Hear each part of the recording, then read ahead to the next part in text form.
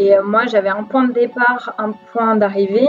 J'avais aucun logement de réservé. De toute façon, tu rencontres un peu tous les profils de personnes. C'est ça qui est passionnant, c'est que faut le vivre pour le comprendre. Après, je pense que chacun le vit à sa manière et ça dépend aussi des rencontres. Bonjour et bienvenue sur le podcast Je suis une aventure. Je suis Pauline, coach en nutrition pour sportifs.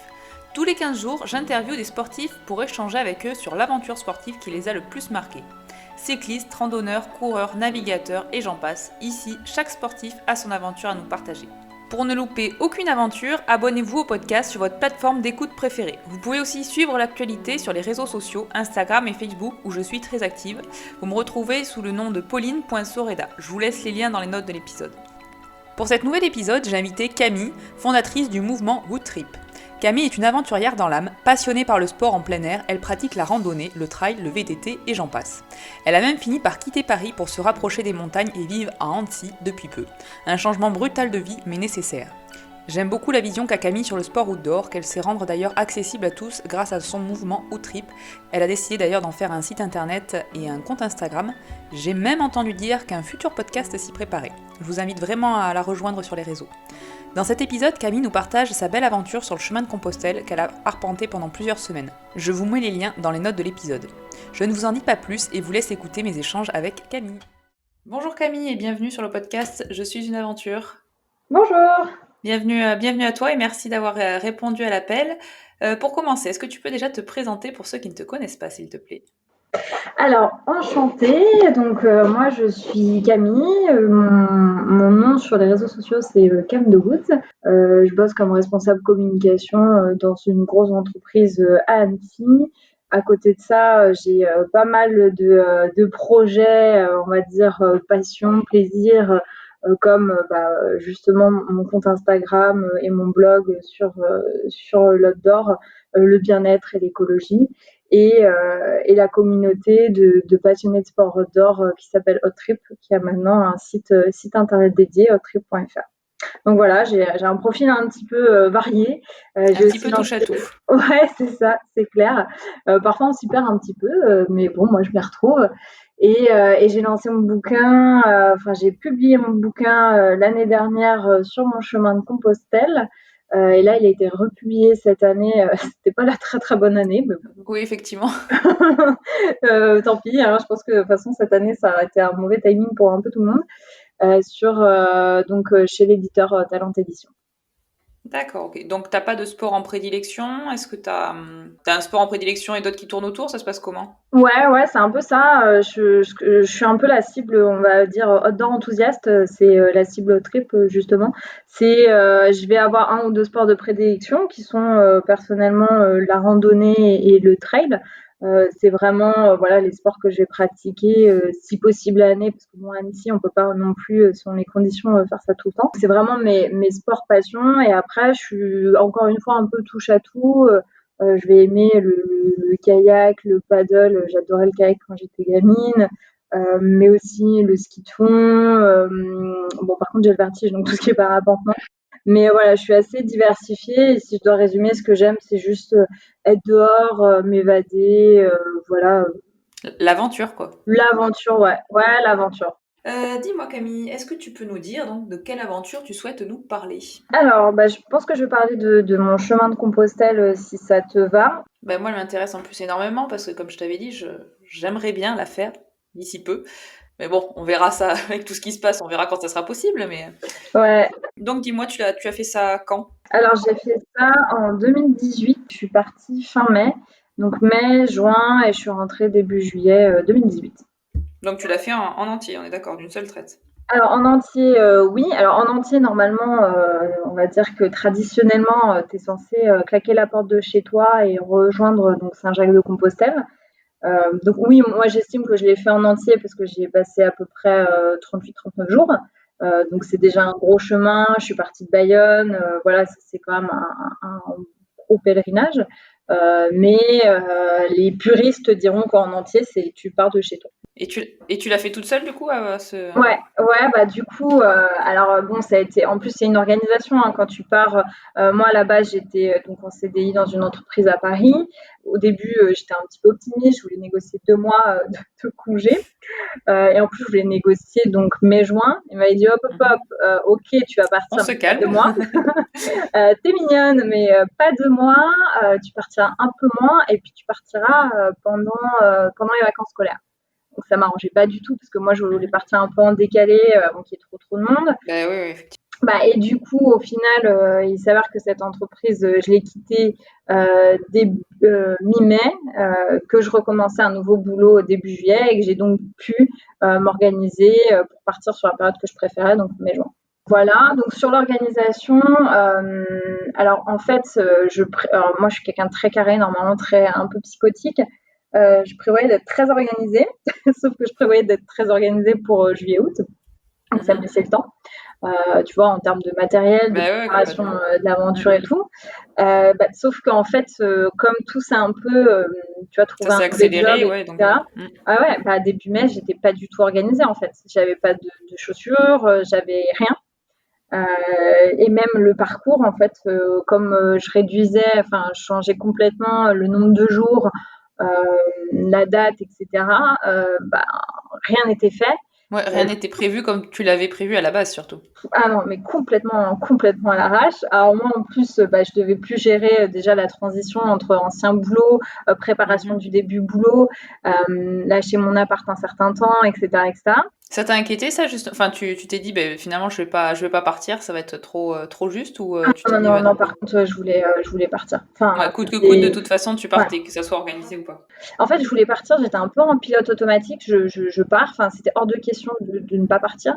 Mais par contre, j'avais une petite voix qui, tu vois, j'avais un peu des instants de panique. J'ai vu une copine, je sais pas, 2 jours avant, je me suis mise à pleurer. J'étais, ah, mais qu'est-ce que je fais? Mais pourquoi je fais ça? Je suis complètement malade. Mais pourquoi à 30 ans, je fais ça? C'est ma crise de trentaine et tout. Et vraiment, je paniquais un petit peu parce que bah, tu sors vraiment. C'est Alors, vraiment l'inconnu pour le coup là. Tu partais vraiment à l'aventure quoi. un, tu sors de ta zone de confort. Deux, tu sors un peu des rails par rapport à ce que font les autres. Tu vois, tu sais que tes potes, je sais pas, c'est con, mais ils font le 10 km de Paris en juin. Ils te disent, ah, mais pourquoi tu le fais pas? Ah, mais qu'est-ce que tu vas faire là? Tu vois, tu as les gens qui te disent, mais qu'est-ce que tu vas faire sur le chemin de Compostelle? Tu as 30 Je ans, c'est pas comprends. la retraite et tout et tout. Je comprends. Et ouais, et du coup, tu sais, déjà, tu es face à tes propres doutes. Tu es C'est face ça en et plus. plus les aux doutes des autres du C'est coup. ça. Et c'est terrible parce que ça tu te remets encore plus en question du coup. Bah, c'est clair. Tu sais, tous les gens qui disent non, mais attends, t'as un mois et demi de vacances, ça sera qu'une seule fois dans ta vie, pourquoi tu fais ça? Pourquoi tu vas pas juste à Mykonos, kiffer ta vie? Bah, disons que les gens comprennent pas pourquoi tu ne profites pas comme eux ont envie de profiter. Alors que bon, au final, toi, ce que tu avais envie de faire, c'était ça, hein, c'était pas autre chose, et c'est comme ça d'ailleurs que tu as profité de ton un mois et demi de vacances. Ah ouais, ouais, ouais. Bah, Mais au regard des autres, il faut effectivement, il faut le faire comprendre. Ou pas d'ailleurs, s'ils le comprennent pas. Hein. bah ouais, et après, ça va parce qu'au moins, ma famille, bah, comme on était quand même un peu dans ce mood-là, même si bon, ils n'étaient pas forcément toujours rassurés que je me barre un mois et demi, parce que c'est quand même pas la même chose que 2 semaines, etc. Mais ils me soutenaient pas mal là-dessus. Bon, mes potes me prenaient un peu pour un ovni, mais ils commençaient à avoir l'habitude. Ouais, c'est très difficile. Je pense que mentalement, d'être face à cette sortie, pour moi, je vois, c'est un peu vraiment une sortie de route. Même si tu dis je vais revenir et tout, un mois et demi, c'est quand même long dans ta manière de. Oui, c'est pas rien, hein, mine de rien, un Ouais. mois et demi. Ah ouais, ouais, non, Ça c'est remet pas beaucoup rien. de choses en question, quoi. C'est pas 2 semaines de vacances, c'est un mois et demi d'une vie. Ouais, c'est un mois et demi, et puis où tu pars bah, vraiment à l'inconnu. Tu vois, c'est pas pareil un mois et demi quand tu sais où tu vas. Mm, Et mm. moi, j'avais un point de départ, un point d'arrivée. J'avais aucun logement de réservé. Ah ouais, donc le reste était vraiment complètement flou et à la wall comme je dis si bien. Mais je me posais toutes les questions, hein, mais je m'en souviens, mais vraiment comme si c'était hier pour le coup.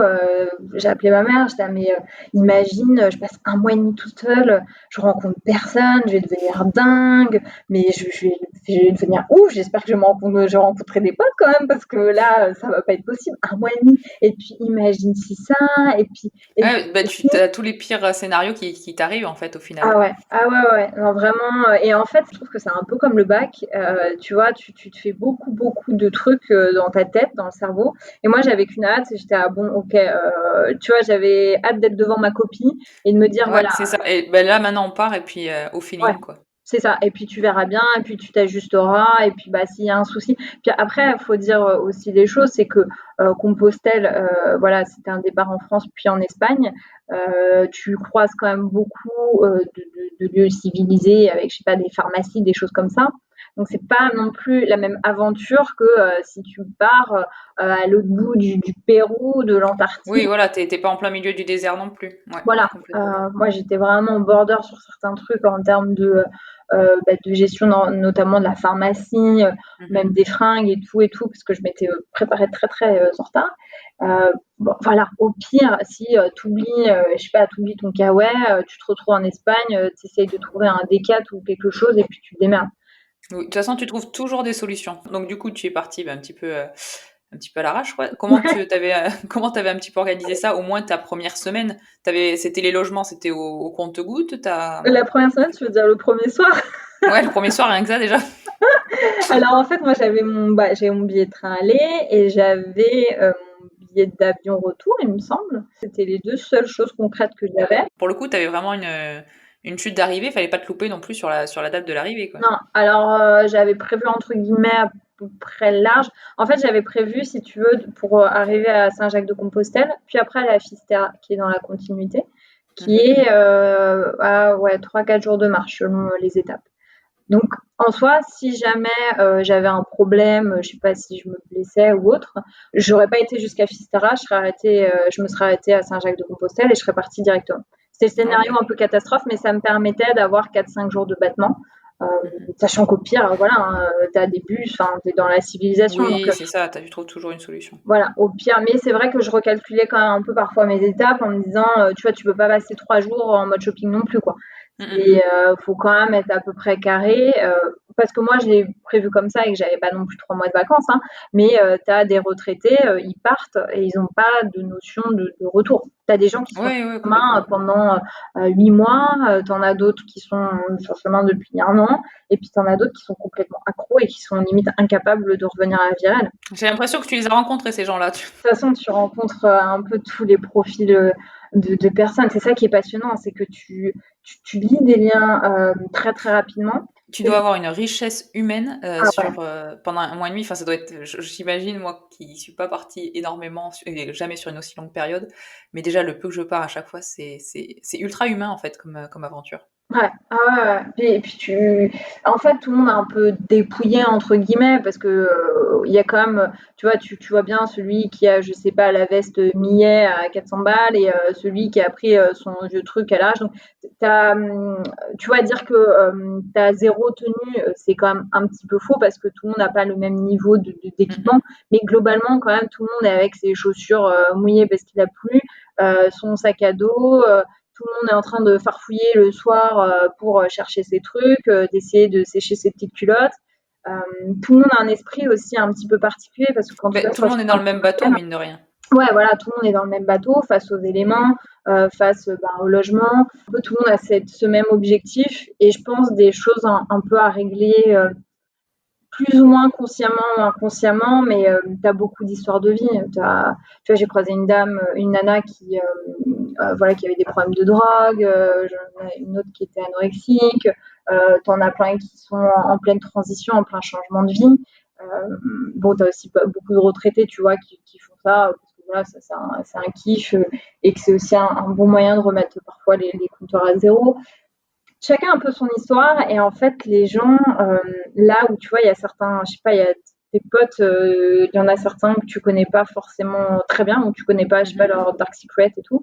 Là tu as des gens où tu vas boire un verre avec eux le soir dans l'auberge et 5 minutes après tu vois, tu les perds à jour et ils te racontent des choses hyper Mais fortes. je trouve ça fou d'ailleurs. C'est vrai que tu peux, en fait, c'est des gens que tu vois pas longtemps et tu en apprends plus sur eux que sur des amis que tu connais depuis des années. Ouais. Ah bah parce qu'en fait c'est pas. Alors déjà t'es dans ce mood-là un peu particulier, un peu bisounours. Enfin, moi c'est comme ça que je le vois. Donc t'es dans ce mood-là. En plus, tu sais que ces gens-là c'est une parenthèse. Donc là où tu peux avoir peur du jugement, de dire certaines choses, tu vois, je sais pas, à ta famille, à tes proches, Là, c'est une parenthèse, donc ces gens, tu vois, ils retiendront juste Camille, un peu, tu vois, la petite brune, Camille, ils ont même pas forcément ton nom de famille, ils savent pas qui t'es, d'où tu viens, ils savent à peu près le nombre de kilomètres que tu as fait, l'état de tes chaussures, et du coup, tu peux te permettre limite de te livrer plus facilement C'est avec vrai. des gens de ton quotidien où tu vois, l'image qu'ils auront de toi va plus te perturber au final. Oui, parce qu'ils vont c'est des gens que tu vas recroiser, enfin, ouais, je comprends tout à fait ce que tu veux dire. Là, c'est différent. Tu les croises pendant un moment de vie, tu peux leur raconter, effectivement, puis ça passera. Ils feront pas forcément une fixette sur ce que tu leur as raconté. Non, Et non, tu te sens, c'est assez je pense que tu te bienveillant. sens moins jugé aussi. Tu te sens moins Ouais, jugé sur des choses comme bah ça. ouais, parce qu'en fait, c'est pas. Ouais, pas un espace-temps, n'allons pas jusque-là, c'est pas Narnia, mais t'es Presque. es vraiment dans un cadre particulier. T'es vraiment. Faut le vivre pour le comprendre. Après, je pense que chacun le vit à sa manière et ça dépend aussi des rencontres. Mais en tout cas, en ce qui me concerne, t'es vraiment dans un cadre particulier. Euh, Parfois un peu inexplicable parce qu'en fait c'est simple. Enfin, c'est vrai quand moi j'ai essayé de l'expliquer à mes potes quand je suis rentrée. Bon déjà j'ai eu enfin c'est très très violent hein, quand tu rentres de ça et que tu arrives Oui. à Paris et que tu es en train de te siroter un spritz avec tes potes et que tu essayes de leur expliquer et qu'ils sont là ouais bon en fait t'as marché avec des vieux c'est ça. Non mais Ah, mais c'est beaucoup c'est. plus fort tu peux pas comprendre. Et du coup Puis rien que déjà revenir à la vie réelle, c'est compliqué. ah ouais franchement c'est hyper violent. Enfin bah de toute façon moi j'ai envoyé chez toute ma vie 3 mois après donc c'est quand même très très violent. Et du coup, est-ce que enfin, sur les étapes, est-ce que tu marchais des fois avec des personnes qui avaient le même rythme que toi et du coup que tu revoyais plusieurs soirs d'affilée? Ouais, bah alors en fait, je suis restée en réalité une soirée, enfin même pas seule parce que je suis allée dormir chez Sarah, qui est une personne avec qui je parle beaucoup sur Instagram. Et voilà, la magie des rencontres Instagram. Merci Sarah, donc ça a été mon premier stop à Saint-Jean-de-Luz. Et puis en fait, après, les auberges permettent de rencontrer chaque soir des nouveaux pèlerins.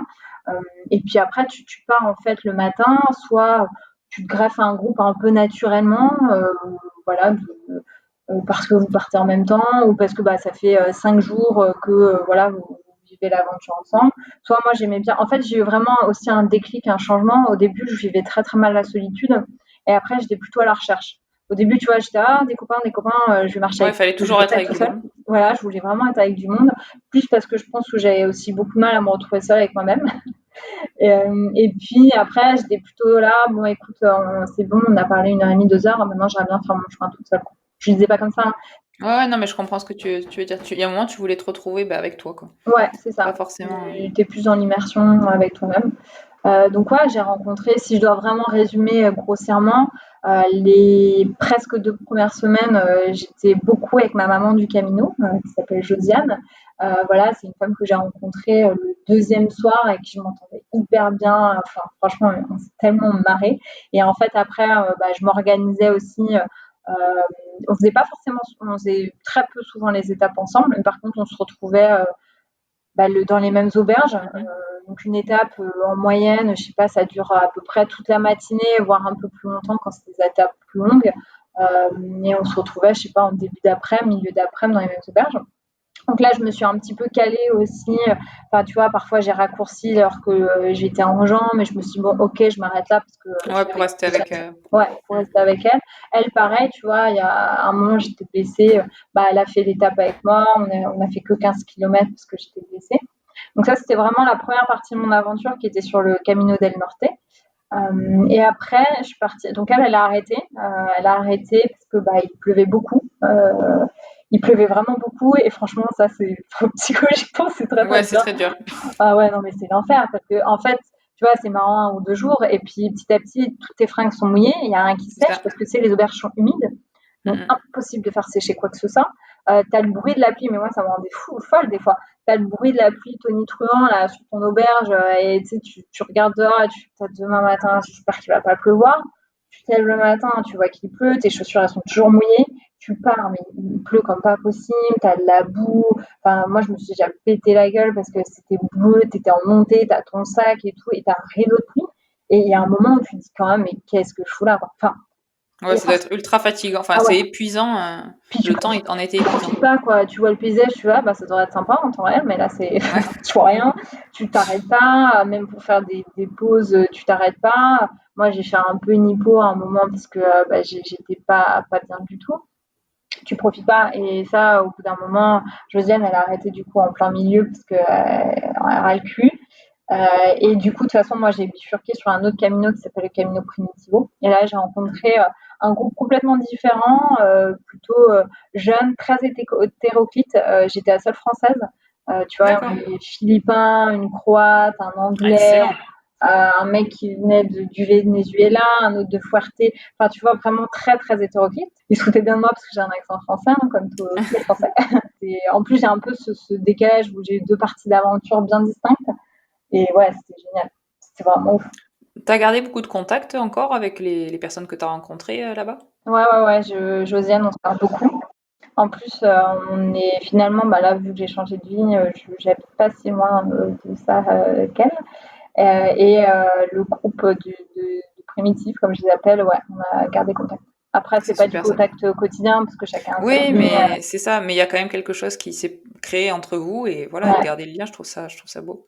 ouais, Il y a un ouais. moment, à quel moment de cette aventure t'as ressenti vraiment enfin, que ça t'a apporté un changement sur ta personnalité ou ta façon peut-être de voir les choses? Au tout début, tu vois, j'étais encore en retrait. Bon, c'était mon côté sportif. Je fais vite les trucs.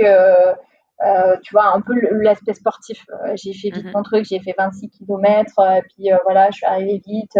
Waouh, je suis fière de moi. Et puis, je marche le plus vite possible, sans trop de pauses. Je regarde le paysage, mais bon, je speed quand même un peu. Tu vois, un peu cette notion de challenge sportif. Ouais.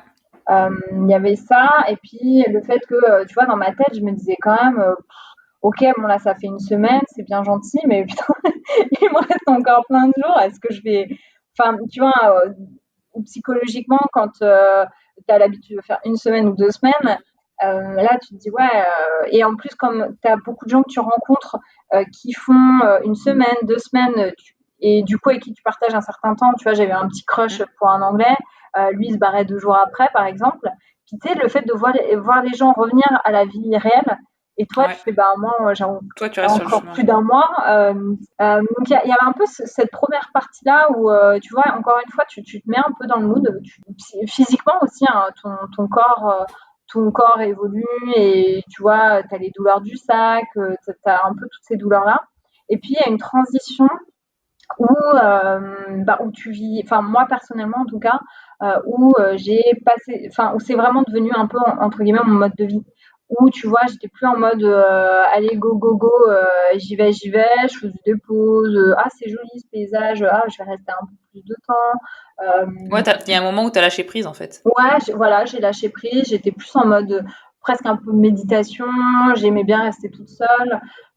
Donc, ouais, il y a vraiment eu cette transition assez forte. Et pour le coup, là, je commence à angoisser à l'inverse du retour. Où j'étais, ah putain, je Il va finis falloir dans une revenir semaine. à la vie réelle, quoi. Ah ouais, j'étais, ah ouais, ben, j'arrive bientôt, super. J'ai pas du tout envie de rentrer en fait. Et ouais, j'ai vraiment senti, ça a été, enfin, ça n'a pas été net, tu vois. Il n'y a pas un jour où j'ai fait, c'est bon, Oui, c'est bon, c'est le ça changement. je suis nouvelle moi. Mais ouais, le changement a quand même été assez perceptible, en tout cas mentalement. Enfin, je trouve que c'est une magnifique aventure. Petite question, parce que moi, ça me turlupine toujours, ça. Je suis une grande gourmande, c'est pour ça. Comment tu gérais au niveau de tout ce qui était alimentation? Tu te ravitaillais que dans les auberges? Tu faisais comment? Parce que rien que le repas du midi, parce que tu me dis que ça durait toute la matinée et des fois ça débordait. Ah non, mais j'ai très très mal. Alors pour le coup, j'ai plein de conseils à donner parce que faut faire tout ce que j'ai pas fait. Moi, je le gérais mal. Alors déjà parce que, comme je te dis, enfin, en fait, je m'étais un peu organisée comme quand tu fais une semaine, 2 semaines, et Mhm. quand tu parles avec un peu des vieux loupards qui ont l'habitude des chemins longs. Eux, ils ont une philosophie complètement différente, tu vois, pour le coup, de meilleure gestion sportive, justement, de meilleur respect de ton corps. Mhm. Tu vois, j'avais parlé à des mecs, mais bien entendu, j'ai rencontré 4 jours avant de finir. Ils me disaient, bah, nous, on mange ça tous les matins. Après, on fait une pause au bout de 2 heures, on mange ça. Enfin, tu vois qu'il y avait vraiment un équilibre. Comme quand, Ouais. tu vois, la différence, tu fais un trail ou tu réfléchis vraiment ton alimentation. Mm. Moi, personnellement, j'étais à l'arrache. Je me suis déjà retrouvée sans bouffe. J'achetais du pain, je mangeais du pain chocolat le midi et encore. Franchement, Ouais, là-dessus, c'était vraiment en fait comme ce que tu trouvais, quoi, parce que tu ouais, avais voilà, rien organisé plus tôt. c'est ça, ce que je trouvais. Si j'étais dans les auberges, donc parfois, soit tu pouvais faire à manger, soit, tu vois, tu avais des auberges ce qu'on appelle donativo, où tes hôtes font à manger. Donc là, c'était cool parce que c'était souvent des très bons repas partagés tous ensemble. Donc c'est vraiment, chacun gère un petit peu à sa manière, mais moi, la gestion de la nourriture n'a pas été très bonne. Je pense que ça m'a coûté aussi. Je me suis blessée et quand je suis rentrée, à force de manger du pain blanc matin, midi, soir, là, j'ai beaucoup de mal à tolérer le gluten, par exemple. Mhm. Donc, ça n'a pas été forcément une très, très bonne manière de gérer. Donc si c'était à refaire, il faudrait faire attention à ça au moins. Ouais, ouais, Et ouais, de bien réfléchir à comment tu te nourris, de bien anticiper aussi, voilà, ce dont tu as besoin, ce dont ton corps a besoin, parce qu'il y a se nourrir, voilà, se nourrir juste pour plus avoir faim, et puis se nourrir aussi pour des nutriments. Tu marches quand même, voilà, entre 25 et 30 kilomètres par jour, si tu fais des étapes un peu longues. Donc, ton corps a quand oui, même non, besoin de c'est carburant. c'est pas rien, c'est ça ce que j'allais dire. C'est pas rien, À ouais. un moment, sur 2 jours, je veux bien, mais sur un mois et demi, au bout d'un moment, forcément, ça Ouais, peut peiner. ouais. Et à refaire, justement, qu'est-ce que... Là, enfin bon, en même temps, tu n'avais peut-être pas assez suffisamment préparé, donc t'as plein de choses que tu as remarqué d'avoir oublié. Mais si c'était à refaire, il y a un truc qui t'a vraiment manqué quand t'es parti et que t'as pas eu et qui t'a manqué sur tout le chemin ou pas du tout? Euh, Ouais, une cape de pluie peut-être parce que j'étais quand même pas, par rapport à la Ah ouais, pluie, t'avais juste un kawaii? j'avais, ouais, non mais c'est parce que j'avais pas À acheté de cape de pluie et je l'arrache. déteste les capes de pluie. Franchement, ça me saoule d'avoir ce truc en plastique là où tu transpires comme pas possible C'est en ça. dessous et puis qui se colle à tes jambes et tout. Donc pour te dire, j'avais un pantalon long mais je le sortais pas, donc j'étais tout le temps en short, donc il me prenait quand même pour une malade. Des fois, c'était: «Ah non mais la parisienne là». Et puis, tu vois, une Gore-Tex. Mais en soi, j'ai essayé de faire très light parce que comme je suis un petit gabarit et j'ai souvent des problèmes de dos, je voulais pas non plus. Le poids, c'est quand même quelque chose de très très important sur le chemin. Et je voulais pas trop me mettre de poids. Mhm. Surtout que pour moi, c'était important d'avoir de l'eau, par exemple, enfin, des choses qui pèsent lourdes. Donc j'étais à 8,5, 9 kilos à peu près, un peu Ouais, plus parfois, c'est ce que mais j'allais te demander. Ouais, ton sac faisait entre 8 et 9 kilos? ouais, entre 8 et 9 kilos en moyenne, parfois un petit peu plus, et je peux te dire que je le sentais quand Ah je ben, je me grandissais. doute. Et tu vois, moi, je suis un gabarit, je suis un peu moins d'1,60 m et dans les 50 kilos.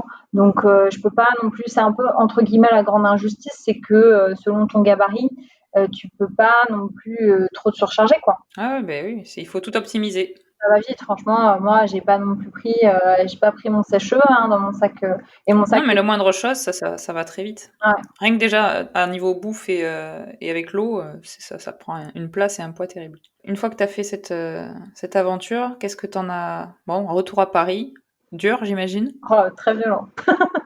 Et ouais, du coup, c'est ce que tu disais tout à l'heure, t'as pas enfin, ça t'a fait exploser quelques temps après. Ça Ouais, t'a je pense vraiment que transformé. C'est ouais. vraiment ça qui t'a transformé. Bah, en fait, enfin, c'est difficile d'avoir un lien de corrélation, enfin, mais bon, c'est quand même 3 mois après, je quittais Paris. Je pense que ça a été plusieurs choses. Je suis arrivée dans un nouveau travail qui s'est pas très, très bien passé. Alors, est-ce qu'il s'est pas très bien passé parce que, voilà, j'étais plus dans le mood et j'arrivais plus à me remettre dans le mood peut-être, ou voilà, parce que, bah, voilà, il s'est mal passé, point. Ma vie parisienne, bon, ça faisait quand même déjà des mois et des mois que je faisais des allers-retours à la montagne, ceci, cela, et je n'arrivais plus à voir le côté positif. Mhm. Je m'épuisais à faire 15 000 trucs, j'étais jamais chez moi. Même mes potes, ils me disaient, mais là, enfin, ralentis, quoi, c'est pas possible, tu fais trop de trucs, t'es tout le temps épuisé. Et ouais, je pense que tu vois, j'étais tellement dans un roulement pour éviter de penser, je sais pas, tu une dynamique. Après, Paris, c'est en plus une ville qui a une dynamique particulière. Donc, ouais, c'était assez étrange. Et en fait, en septembre, il y a un moment où je me suis dit, je vais passer 3 4 jours à Annecy parce que là, je sens que je suis un peu au bord de l'implosion, je suis pas bien, ça va pas, j'ai un mauvais mood, donc je vais juste me barrer à Annecy parce que c'était une ville que j'adorais. Et puis, voilà, le temps de réfléchir.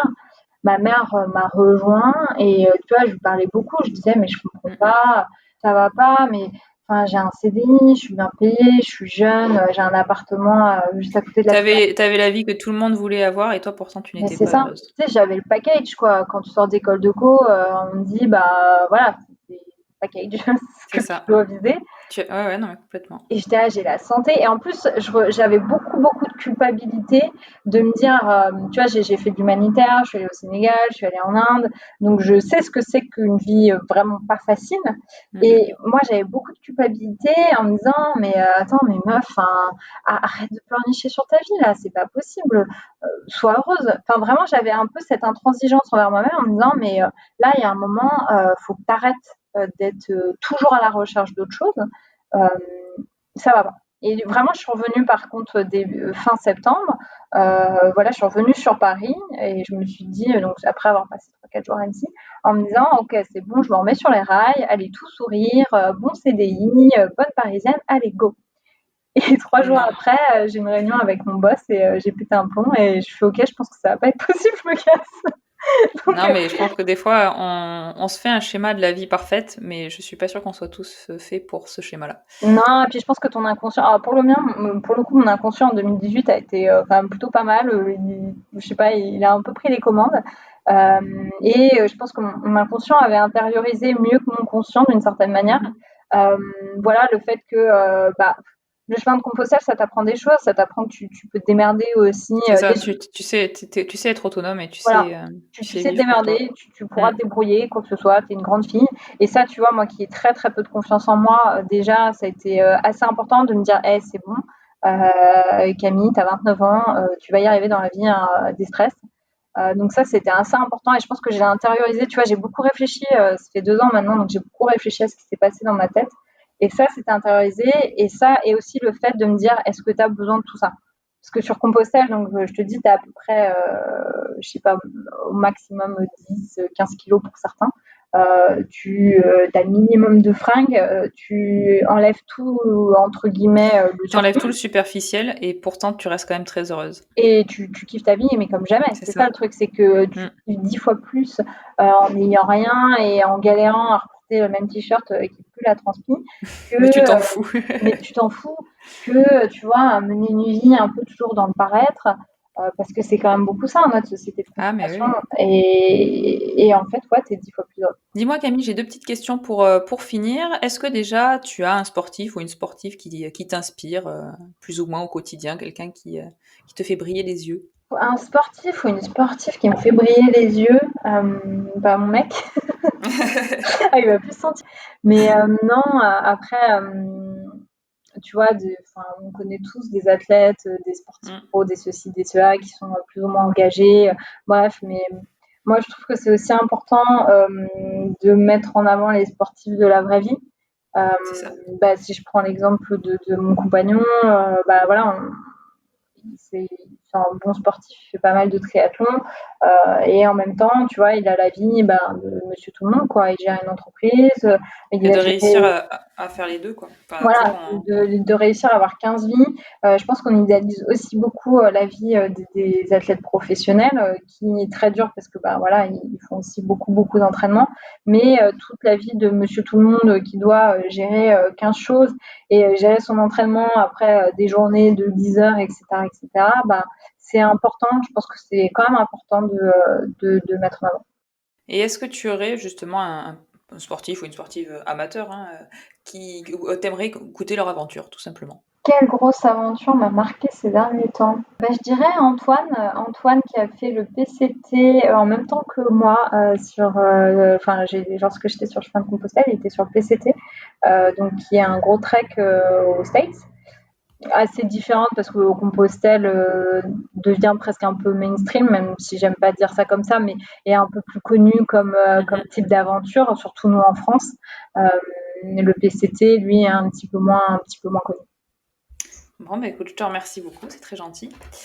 Avec plaisir. Écoute Camille, ben, merci pour cet échange. Ça me donne encore en plus envie de partir parce que je pense qu'effectivement, ça doit retourner un petit peu le cerveau. Et je sais que j'ai l'habitude de partir pendant assez longtemps et quand on revient à la vie réelle, c'est toujours très très dur. Mais donc je comprends complètement ton retour à Paris que tu es craqué derrière. C'est tout à fait logique. Écoute, je te remercie et puis je te dis à bientôt et bonne continuation. Merci à toi. Je vous invite vraiment, que ce soit Compostelle ou d'autres aventures, à tenter, à même y aller timidement si vous n'osez pas partir. Et ça, c'est très compréhensible pendant un mois et demi. Voilà, à tenter juste 3 jours, une journée. Je pense que Compostelle passe par plein d'endroits. Vous pouvez trouver les marques et voilà, tentez juste de suivre les signes et voyez ce que ça déjà génère chez vous comme sensation. Voilà, merci beaucoup. Je vous remercie d'avoir écouté l'épisode Je suis une aventure. Si l'épisode vous a plu, n'hésitez pas à me laisser une petite note et un commentaire sur Apple Podcast et à partager l'épisode sur les réseaux. Je vous invite aussi à suivre Camille sur Instagram, je vous mets les liens dans les notes de l'épisode. À très vite!